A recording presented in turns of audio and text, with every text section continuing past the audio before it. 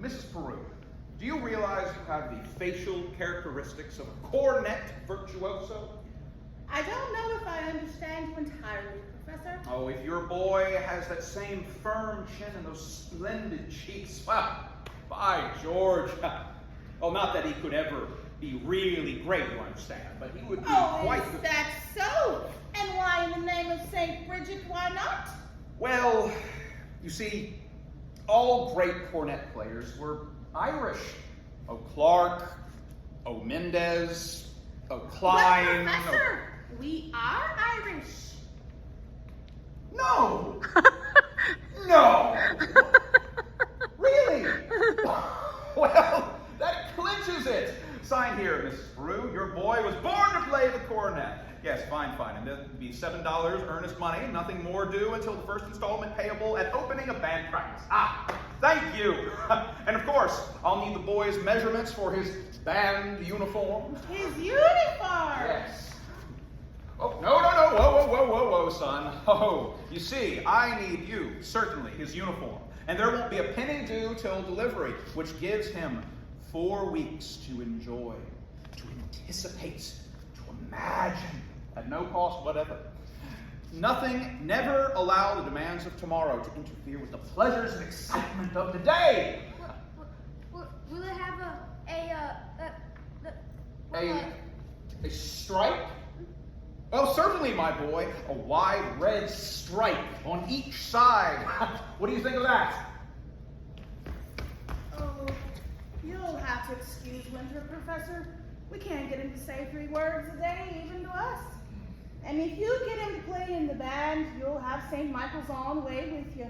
But if anybody can do it, I'll bet you can. Out of the crowd, I'll pick you for hod-carrying, clay-pipe-smoking, shamrock-wearing, harp-playing, McBorning, pinching, Terrace Hall minstrel, singing Irishman, big gob and me jabbers.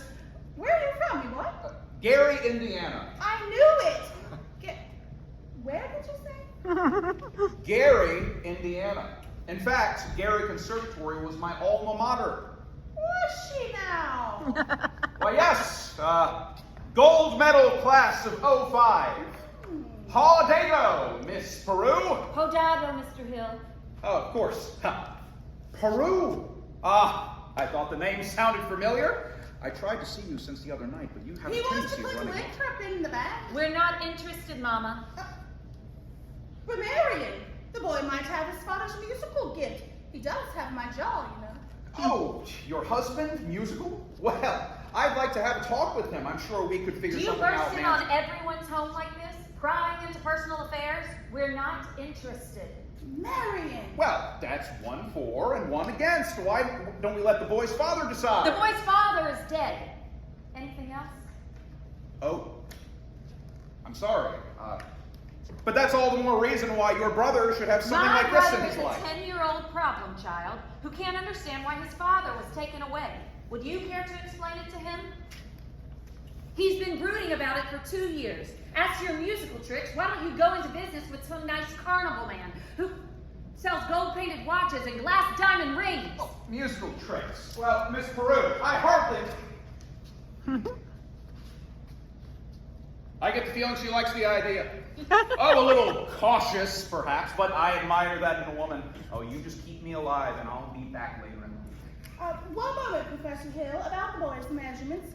I make all his clothes. Sleeve 21, waist 18, crouch 14. Fine, that's all I need. Now, I must get back to the hotel. Professor, I do hope you'll excuse Marion. She's not really... Please, don't worry about a thing. I'm sure that at heart, she's as lovely as yourself. Good day to ya, widow Peru. Has he gone? He has, and I hope not forever. Darling, don't you ever think of your future? Gary, Indiana, conservation class of '05. Now, I'll be on Now, each Mama, side of the porch. Surely a girl's future doesn't depend on encouraging Marion will every be fast-talking, on the self-centered woman chasing traveling Stage men who left comes to side of the town. porch. And the fact that he claims his commodity is music does not, in this particular case, impress me. all right, darling, all right.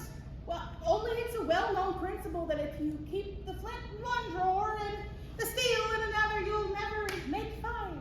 Mama!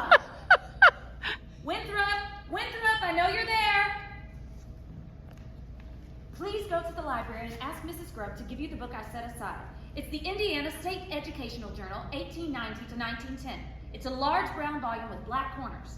Do I have to? You won't have to talk to anyone. I've written it all down.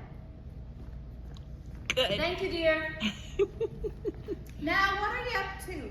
Why do you need books at this hour of the night? I have a feeling the Indiana Journal may help me poke some large holes in the professor's claims. Well, I give up.